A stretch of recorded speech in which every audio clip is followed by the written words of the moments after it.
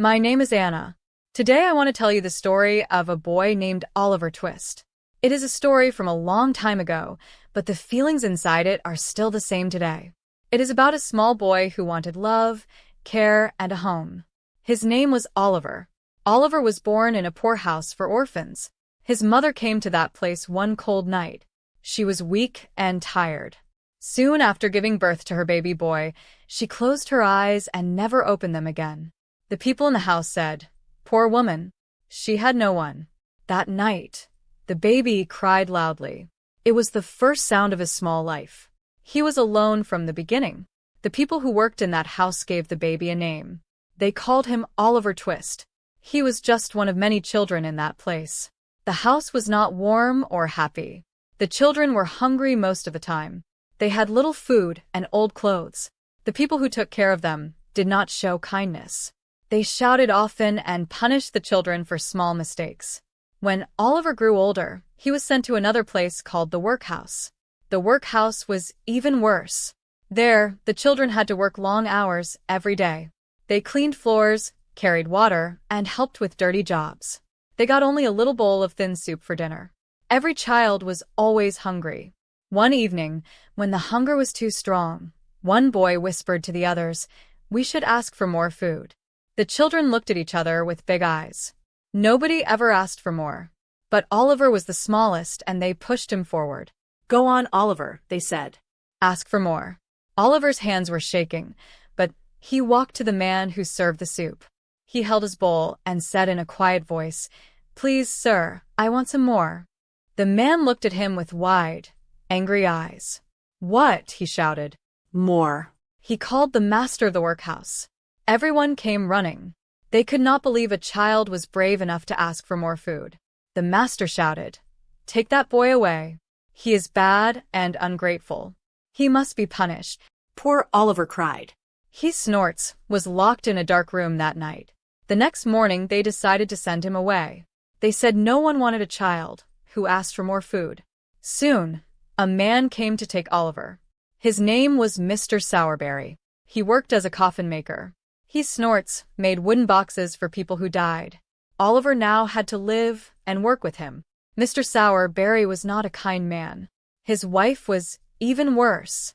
She often shouted at Oliver and called him names. She said, "You are just a workhouse boy. You are not worth much." Oliver tried to be good. He worked hard and did what they asked. But one day, another boy at the shop made fun of Oliver's dead mother. Oliver's heart filled with pain and anger. He snorts could not stay quiet. He hit the boy and shouted, "Don't talk about my mother." The fight was loud, and Mrs. Sourberry ran in.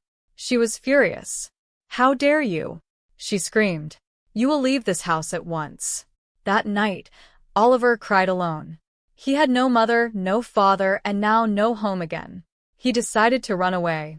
Early in the morning, while everyone was asleep, he took a small piece of bread and walked out of the town. He did not know where to go. He just wanted to find a better life. Oliver walked for many miles. His shoes were old, and his feet hurt. The road was long and empty. Sometimes he slept under trees. Sometimes kind strangers gave him water or bread, but most of the time he was hungry and tired. Still he did not stop. He wanted to reach the big city. He had heard about London. Snorts, he believed that maybe someone kind would help him there. After 7 long days, Oliver finally reached London. The city was huge and full of noise. There were people everywhere, horses, carts, and smoke in the air. Oliver felt very small and scared. He sat on a street corner and held his small bag close. He had no idea where to go. While he was sitting there, a boy walked up to him. The boy looked older, maybe 12 or 13. He had a dirty face, but a friendly smile. "Hello there," he said. "Are you new in town?" Oliver looked up and said softly, "Yes." "I just came from the country." The boy nodded. "You must be tired and hungry." "Come with me. "I can help you." Oliver followed the boy through the busy streets. The boy talked fast. "My name's Jack Dawkins," he said. "But everyone calls me the Artful Dodger." Oliver smiled a little. He thought the name sounded funny. Soon they came to a dark old house. The Dodger knocked on the door, and a man opened it. He had small, sharp eyes and a long nose. His smile looked strange. "Ah," said the man. "Another new one, Dodger." The man's name was Fagin. Inside the room, there were several other boys all around Oliver's age. They sat near the fire laughing and cleaning handkerchiefs and watches. Fagin said, "Welcome, my dear. You'll be happy here. We take care of each other."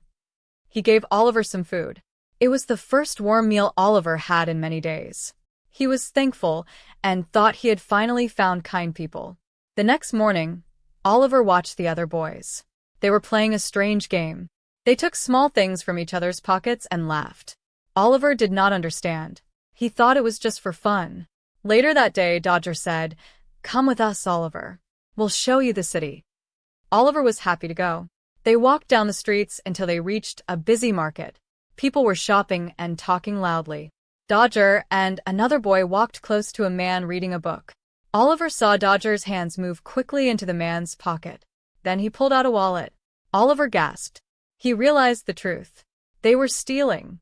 Oliver was shocked and frightened. He did not know what to do. Suddenly, the man felt his pocket and turned around. "Thief!" he shouted. "Stop him." Dodger and his friend ran away fast, but Oliver was too slow. The people thought he was the thief. They grabbed him by his arm and shouted at him. Oliver tried to speak. "Please, sir, I didn't do it." But no one listened. The crowd took him to the police station. He was shaking and crying. The man whose wallet was stolen came too. His name was Mr. Brownlow. He Snorts was an old gentleman with kind eyes. He looked at Oliver carefully and said, "He looks very young. I am not sure he did it." But the policeman said, "We caught him running. He must be guilty." Poor Oliver stood there with tears on his face. He had no one to speak for him. He looked so pale and weak that Mr. Brownlow felt sorry for him. "He looked sick," the old man said softly. "Let's take him home and help him." The police officer agreed. Mr. Brownlow took Oliver to his house. It was warm and clean. A kind woman named Mrs. Bedwin helped him wash and eat. For the first time in his life, Oliver slept in a soft bed. He felt safe. He could not believe it was real. When he woke up, sunlight filled the room. He looked around and whispered, "Maybe I have found a real home." But Oliver's peace would not last long. Far away, Fagin and the other boys were talking about him. Fagin was angry. "That boy knows too much about us," he said. "We must bring him back." And that is where Oliver's new trouble began. Before I continue the story, please like, subscribe, share, and tell me where you're listening from. Your support means a lot to me. Now, let's continue. The next morning, Oliver felt warm and peaceful in Mr. Brownlow's house. The room smelled of clean sheets and breakfast. Mrs. Bedwin came in with a smile. "Good morning, dear," she said kindly. "You must eat something." Oliver smiled shyly and thanked her. He had never seen such kindness before. He thought to himself, maybe this is what a home feels like. Mr. Brownlow came into the room. He looked at Oliver and said softly, "You look better today, my boy. You were very sick when we found you." Oliver whispered, "Thank you, sir. You are very kind to me." Mr. Brownlow smiled. "You remind me of someone I once knew," he said quietly, almost to himself. For a few days, Oliver rested and got stronger. He helped Mrs. Bedwin with small things around the house. He listened when she told stories about Mr. Brownlow's past. Sometimes Mr. Brownlow looked at a picture of a beautiful young woman on the wall and sighed. Oliver noticed it but didn't ask. He Snorts was just thankful to be in a place where no one shouted at him or called him names. One morning, Mr. Brownlow asked Oliver to do a small task. "Oliver," he said kindly, "will you take these books back to the shop for me? It is not far, and the man there will give you the money." Oliver nodded happily. He wanted to help. He put the books in a basket and went out. The air was fresh and he felt proud to do something good. But on the way to the shop, something unexpected happened. From behind a corner, a man suddenly grabbed his arm. Well, look who it is." The voice was rough and cold. It was one of Fagin's men, Bill Sykes. His eyes were dark and full of anger. "You thought you could run away from us, didn't you?" he said. Oliver tried to pull away. "Please let me go," he cried.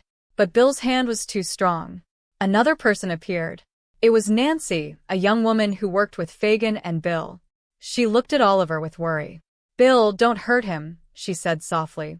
"He's just a child." But Bill didn't listen. He pulled Oliver into a dark alley and pushed him into a carriage. The door closed, and the horses began to move. Oliver shouted for help, but no one heard him. When they reached Fagin's old house, Oliver was dragged inside. Fagin smiled his strange smile. "My dear boy," he said slowly, "you left us too soon. We missed you." Oliver looked down, afraid. "Please, sir, I didn't steal anything. I just want to be good." Fagin laughed. Good. "Oh no, my dear. You belong here." Days passed and Oliver felt trapped. Fagin gave him little food and kept him in the dark house. The other boys laughed and teased him. Only Nancy showed him small kindness. She brought him bread and whispered, "Don't lose hope, Oliver. You're not like them." Her voice was sad, as if she wished for a better life. 2.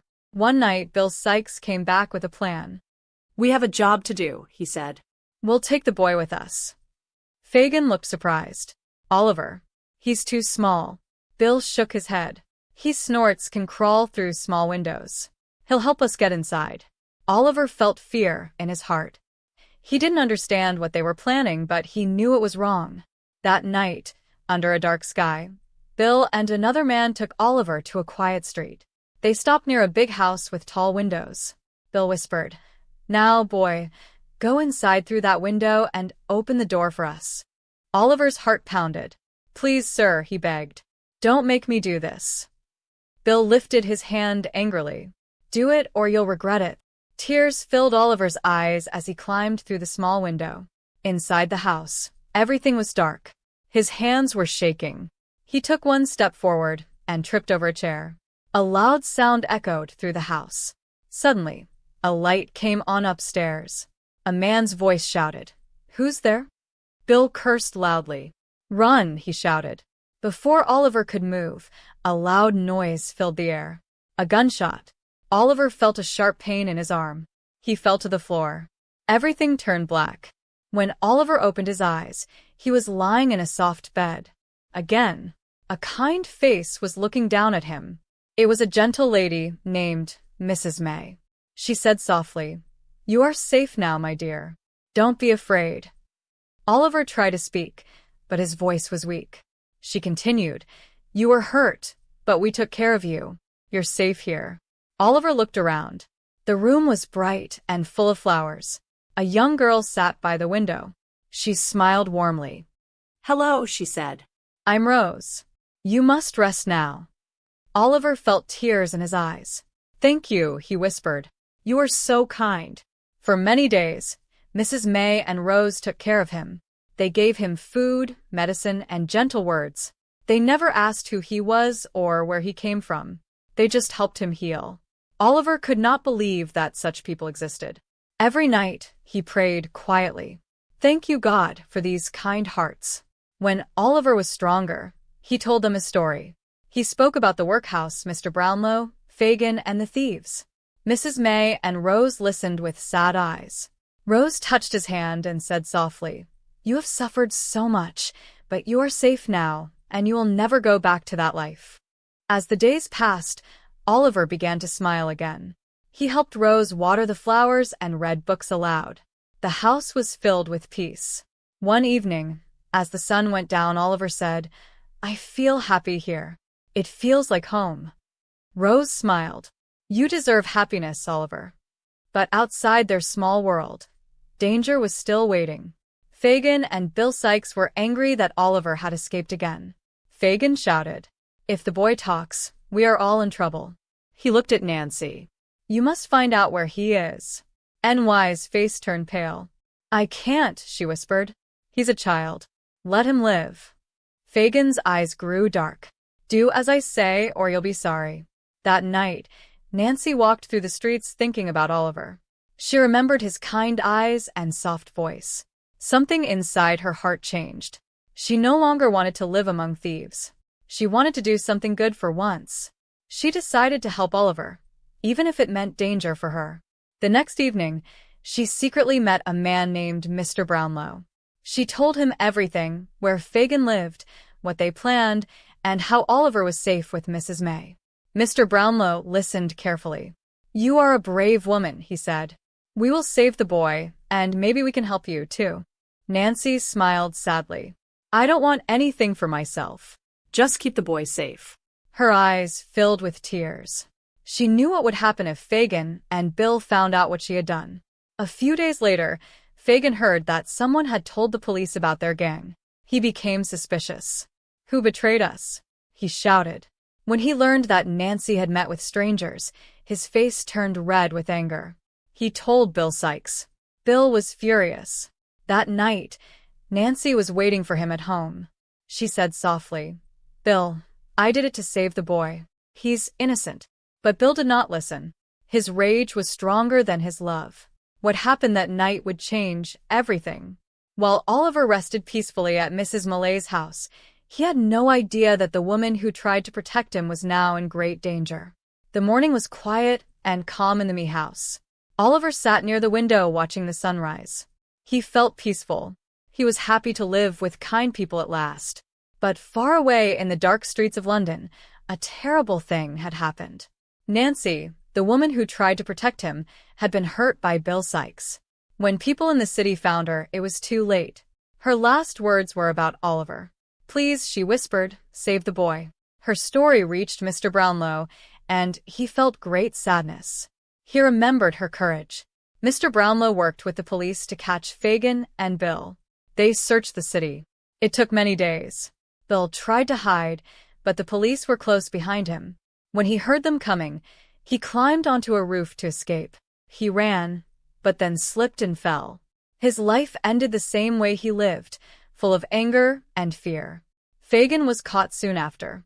When they took him to prison, he looked old and weak. The police said he would be punished for all his crimes. For many years, he had used children for stealing, but now his time was over. When the police told Oliver and Mr. Brownlow that the thieves were gone, Oliver was quiet. He did not feel happy or angry. He just felt tired. So many people had hurt him, but also many had shown kindness. He thought about Nancy, Rose, Mrs. May, and Mr. Brownlow. "There are still good people in the world," he said softly to himself. A few days later, Mr. Brownlow visited Mrs. Millay's house. When he saw Oliver, his eyes filled with tears. He said, "My dear boy, I have found something very important. It is about who you really are." Oliver looked at him with surprise. "About me, sir?" Mr. Brownlow nodded. "Yes, you are not just an orphan from the workhouse. You have a family name. Your mother was a good and gentle woman. Her name was Agnes Fleming." Oliver listened carefully. His heart beat fast. "Agnes Fleming," he repeated softly. Mr. Brownlow continued, "Before you were born, your mother was in great trouble.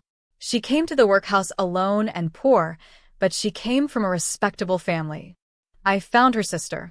Her name is Rose May." Oliver turned his head to look at Rose, who sat beside him. She smiled, tears shining in her eyes. "Yes, Oliver," she said softly. "I am your mother's sister. That means you are my nephew." For a moment, Oliver could not speak. His eyes filled with tears. "I have a family," he whispered. "After all this time, I have someone who loves me." Rose hugged him tightly. "You always had love waiting for you," she said. "You just had to find it." Mr. Brownlow smiled. "Your mother was brave and kind, Oliver. She wanted to protect you. She had a gold locket with your name on it, but it was lost. Now everything is found, your truth, your name, and your family." Oliver could not stop crying. They were not tears of sadness anymore. They were tears of peace. After so much pain, he finally knew who he was. Life began to change after that. Oliver stayed with Rose and Mrs. May. Mr. Brownlow became like a grandfather to him. He taught Oliver how to read better, how to write letters, and how to tell stories. Oliver loved learning. Every morning, he helped in the garden and fed the birds. Every evening, he sat by the fire and listened to stories from Mr. Brownlow. Sometimes he thought about the old days, the workhouse, the cold nights, and the hunger. He remembered the children who still lived there and hoped that one day someone would help them, too. "No child should feel hungry and alone," he said once to Mr. Brownlow. The old man nodded. "That is true, Oliver. You know what loneliness feels like, so you will always show kindness." Rose often told him, "Your heart is pure, Oliver. Your mother would be proud of you." Those words gave Oliver strength. He promised himself that he would never forget the people who had helped him. Years passed. Oliver grew taller and stronger. He loved reading books and helping others. He often visited the poor children in the town, bringing them food and clothes. He told them stories and made them smile. Everyone who met him said, "He is a good boy with a good heart." One day when Oliver and Mr. Brownlow were sitting in the garden, the old man said, "Do you remember the first day I met you?" Oliver smiled. "Yes, sir. You took me from the police station when no one believed me." Mr. Brownlow laughed softly. "You looked so small and scared, but I saw something in your eyes, something honest." Oliver looked down and said quietly, "You gave me a chance when nobody else did. I will never forget that." Mr. Brownlow patted his shoulder. "You deserved it, my boy. Everyone deserves kindness once in their life." In the evening, Rose played music on the piano, and Mrs. May sang softly. Oliver listened and felt thankful. The house was full of light, laughter, and love. It was the kind of life he had always dreamed of. Sometimes at night, he looked at the stars and thought of his mother. "I hope you can see me, Mama," he whispered. "I am happy now. I have a family and people who love me." He, Snorts, felt a warm peace in his heart, as if his mother's spirit was smiling down from the sky. The story of Oliver Twist is a story of pain and hope, of sadness and love. It shows that even in the darkest places, there can be kindness. It teaches us that one good heart can change a life. Oliver never forgot the people who helped him. He lived with Mr. Brownlow and Rose for many years. He grew up to be gentle and wise. He never became rich, but he became happy, and that was enough. In the end, Oliver Twist was not just the boy from the workhouse. He was the boy who wanted love, and he found it. He found it in the hearts of kind people who cared when no one else did. And that, my dear listener, is the story of Oliver Twist. The boy who began life with nothing but ended with everything that truly matters: love, home, and